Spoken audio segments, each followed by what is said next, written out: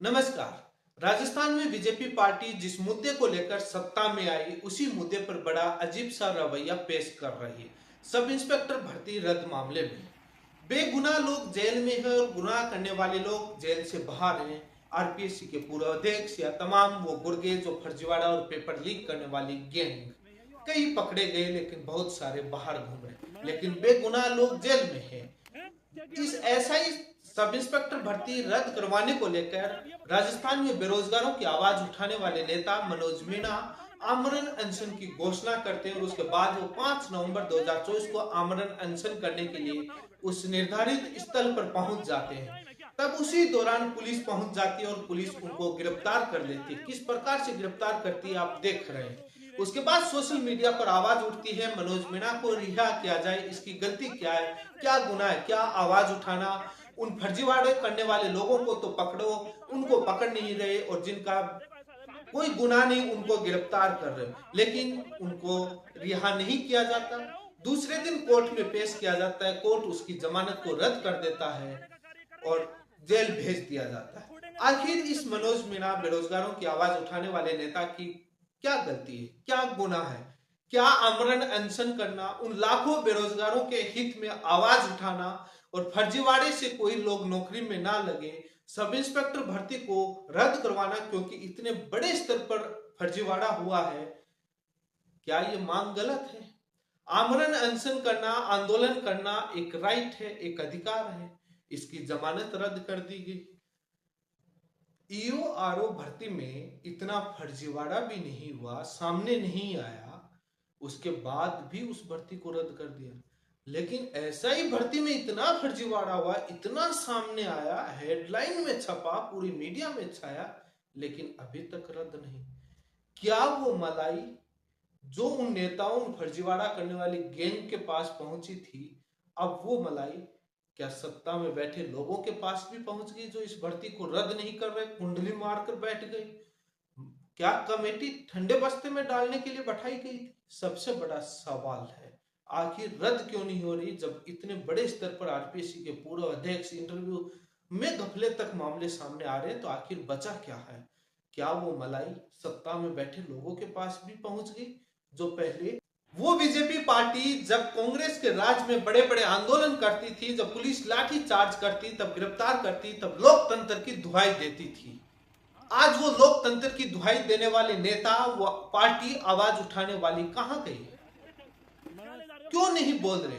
वो तमाम सत्ता पक्ष के, विपक्ष के, अन्य पार्टियों के नेता क्यों नहीं बोल रहे? डॉक्टर किरोड़ी लाल मीणा जी क्यों नहीं बोल रहे? हनुमान बेनीवाल जी क्यों नहीं बोल रहे? रविंद्र भाटी जी क्यों नहीं बोल रहे? और तमाम नेता क्यों नहीं बोल रहे? कांग्रेस के नेता तो नहीं बोलेंगे क्योंकि उनके राज में हुआ है, लेकिन जो और पार्टियां हैं और नेता हैं वो क्यों नहीं बोल रहे? सत्ता पक्ष में बैठे लोग जो बार बार रैलियों में, भाषणों में कहते थे, वो कहां है? लोकतंत्र की दुहाई देने वाले हैं। क्या ये बीजेपी पार्टी जब आंदोलन करती थी तब कांग्रेस सही करती थी गिरफ्तार करना और लाठीचार्ज करना? आप गिरफ्तार कर रहे हैं, ये गलत नहीं है। मनोज मीणा के ट्विटर से ये ट्वीट होता है कि बीजेपी सरकार कह रही है कि अनशन तोड़ दो, हम बेल से रिहा कर देंगे।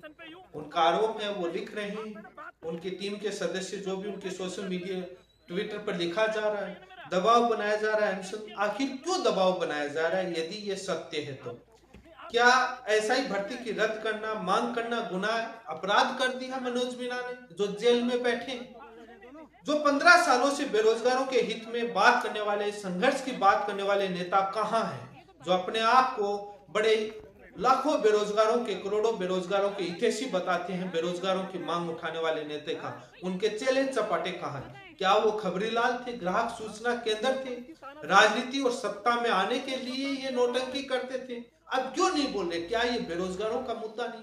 कितनी लाखों छात्रों के साथ जो कुछ पॉइंट और मार्क्स से रह रहे हैं, उनके साथ अन्याय नहीं हुआ? क्या भूख हड़ताल पर बैठना, लाखों छात्रों के हित में बैठना, क्या ये एक अपराध है? मनोज मीणा पर जो दबाव डाला जा रहा है ये गलत है।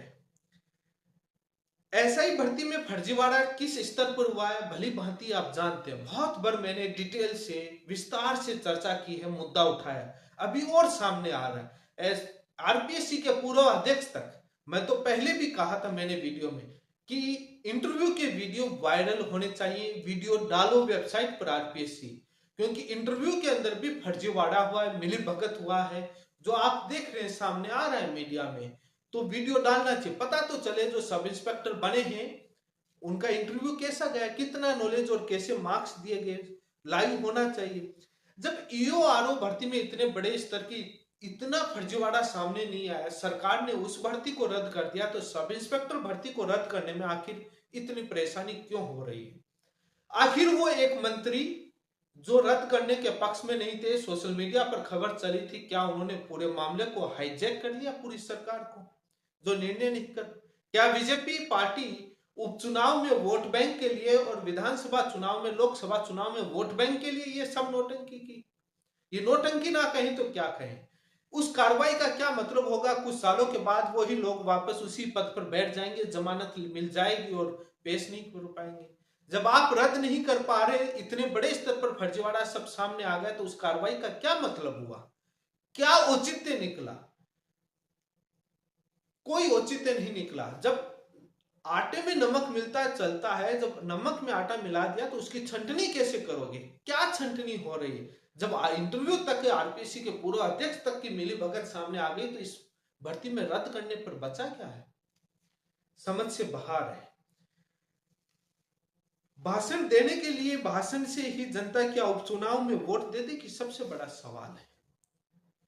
आखिर बीजेपी पार्टी, वो तमाम नेता जिनको वोट के समय बेरोजगार याद आते हैं, सत्ता में आने के लिए बेरोजगार याद आते हैं, जब विपक्ष में भूमिका निभा रहे थे वो भूमिका क्या भूल गए?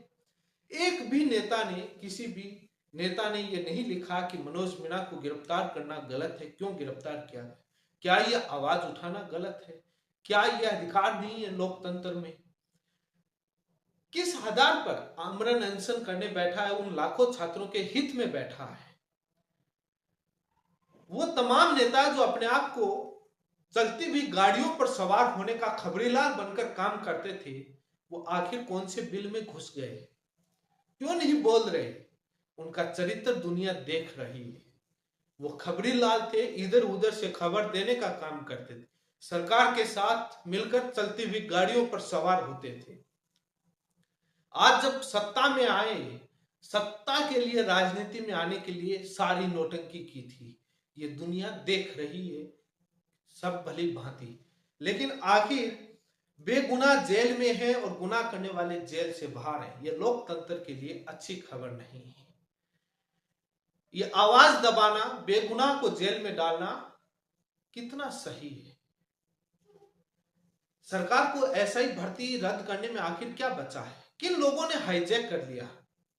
क्या सरकार के पास जो लोग चयनित हुए, उन्होंने उन फर्जीवाड़ा करने वाली गैंग, उनको जो नेताओं को पैसा दिया, क्या उन लोगों ने सत्ता में बैठे नेताओं को भी पहुंचा दिया? जो मामला सेट हो गया, जो सरकार भर्ती को रद्द नहीं कर रही, क्या मामला इधर भी, उधर पैसा लगा, इधर देकर पैसा सेट कर दिया, जो सरकार रद्द नहीं कर रही?